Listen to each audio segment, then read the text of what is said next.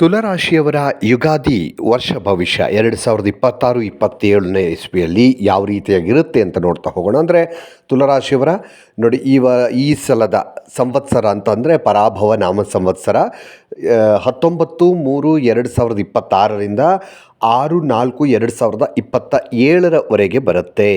ಹಾಗಾದರೆ ತುಲಾರಾಶಿಯವರ ಈ ಯುಗಾದಿಯ ಭವಿಷ್ಯ ಯಾವ ರೀತಿಯಾಗಿದೆ ಈ ವರ್ಷ ನೋಡ್ತಾ ಹೋಗೋದಾದರೆ, ಪರಾಭವ ನಾಮ ಸಂವತ್ಸರ ತುಲಾರಾಶಿಯವರಿಗೆ ಸಮತೋಲನದ ಮಧ್ಯೆ ಸಾಧನೆಗಳ ವರ್ಷವಾಗಿರುತ್ತೆ ಈ ವರ್ಷ ಅನ್ನುವಂಥದ್ದು.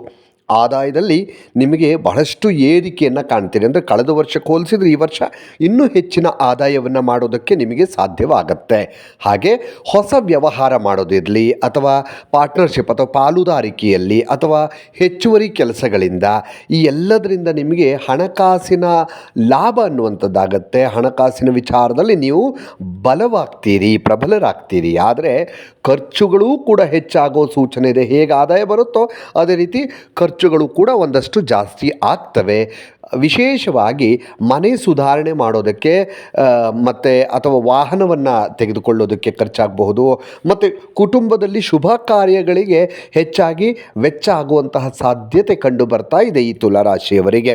ಸರಿಯಾದ ಹಣಕಾಸು ಯೋಜನೆ ಮಾಡಿದರೆ, ನೀಟಾಗಿ ಒಂದು ಪ್ಲ್ಯಾನ್ ಮಾಡಿಕೊಂಡು ಖರ್ಚು ಮಾಡಿದರೆ ನೀವು ಯಶಸ್ವಿ ಆಗ್ತೀರಿ ಹಣಕಾಸಿನ ವಿಚಾರದಲ್ಲಿ.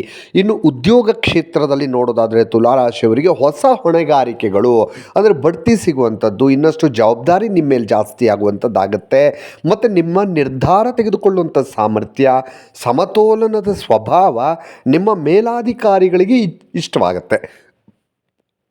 ಹಾಗೆ ಪದೋನ್ನತಿ ಅಂದರೆ ನಿಮಗೆ ಬಡ್ತಿನ ಆಗಲೇ ಹೇಳಿದಾಗೆ, ಅಥವಾ ನೀವು ಅಂದುಕೊಂಡಂಥ ಸ್ಥಳಕ್ಕೆ ವರ್ಗಾವಣೆ ಆಗುವಂಥದ್ದು, ವರ್ಗಾವಣೆ ಬಯಸ್ತಾ ಇದ್ದರೆ ಇಂಥದ್ದು ಕೂಡ ಸಾಧ್ಯತೆ ಇದೆ. ಹಾಗೆ ವ್ಯಾಪಾರಸ್ಥರಾಗಿದ್ದರೆ ನೋಡಿ, ಹೊಸ ಗ್ರಾಹಕರು ಬರ್ತಾರೆ, ನಿಮ್ಮ ವ್ಯಾಪಾರ ವಿಸ್ತರಣೆ ಆಗತ್ತೆ. ಉತ್ತಮ ಲಾಭದ ಸೂಚನೆಗಳು ಕೂಡ ಇಲ್ಲಿ ತುಲಾರಾಶಿಯವರಿಗೆ ಕಾಣಿಸ್ತಾ ಇದೆ. ಹಾಗೆ ಕಾನೂನು ಅಥವಾ ಒಪ್ಪಂದ ಸಂಬಂಧಿತ ವಿಷಯಗಳಲ್ಲಿ ಜಾಗ್ರತೆ ಅಗತ್ಯವಾಗಿರ್ತದೆ. ಒಪ್ಪಂದ ಅಂತಂದರೆ ಒಪ್ಪಂದ ಸಂಬಂಧಿತ ವಿಚಾರ ಅಂದರೆ ನೀವು ಪಾರ್ಟ್ನರ್ಶಿಪ್ಪಲ್ಲಿ ಏನಾದರೂ ಕೆಲಸಗಳನ್ನು ಮಾಡಿದ್ರೆ ಅಥವಾ ಕಾನೂನು ವಿಚಾರದಲ್ಲಿ ನೀವು ಒಂದು ಹೆಚ್ಚಿನ ಎಚ್ಚರಿಕೆಯನ್ನು ವಹಿಸಬೇಕಾಗತ್ತೆ. ಕುಟುಂಬ ಜೀವನ ನೋಡೋದಾದರೆ ತುಲಾರಾಶಿಯವರಿಗೆ ಬಹಳ ಸಂತೋಷಕರ ಘಟನೆಗಳು ನಡೆಯುವಂತಹ ಸಾಧ್ಯತೆ ಕಂಡು ಬರ್ತಾ ಇದೆ ಈ ವರ್ಷದಲ್ಲಿ.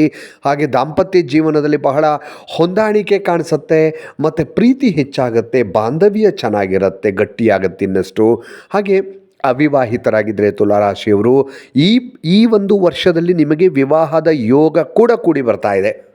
ಹಾಗೆ ವಿದ್ಯಾರ್ಥಿಗಳಾಗಿದ್ದರೆ ತುಲಾರಾಶಿ ವಿದ್ಯಾರ್ಥಿಗಳಿಗೆ ಸ್ಪರ್ಧಾತ್ಮಕ ಪರೀಕ್ಷೆಗಳಲ್ಲಿ ಯಶಸ್ಸು ಸಿಗತ್ತೆ. ನೀವು ಯಾವುದಾದ್ರೂ ಈಗಾಗಲೇ ಸ್ಪರ್ಧಾತ್ಮಕ ಪರೀಕ್ಷೆಗಳಿಗೆ ತಯಾರಿ ಮಾಡಿಕೊಳ್ತಾ ಇದ್ದರೆ ಖಂಡಿತವಾಗಲೂ ನೀವು ಒಳ್ಳೆಯ ಅಂಕವನ್ನು, ಒಳ್ಳೆಯ ಮಾರ್ಕ್ಸನ್ನು ಪಡಿಬಹುದು. ಹಾಗೆ ಶಿಕ್ಷಣದ ಅವಕಾಶ, ಉನ್ನತ ಶಿಕ್ಷಣದ ಅವಕಾಶ ಕೂಡ ಕಂಡು ಬರ್ತಾ ಇದೆ. ಆರೋಗ್ಯದ ವಿಚಾರ ನೋಡೋದಾದರೆ ತುಲಾರಾಶಿಯವರಿಗೆ ಸಾಮಾನ್ಯವಾಗಿ ಆರೋಗ್ಯ ಉತ್ತಮ ಆಗಿರುತ್ತೆ, ಏನು ಸಮಸ್ಯೆ ಇಲ್ಲ.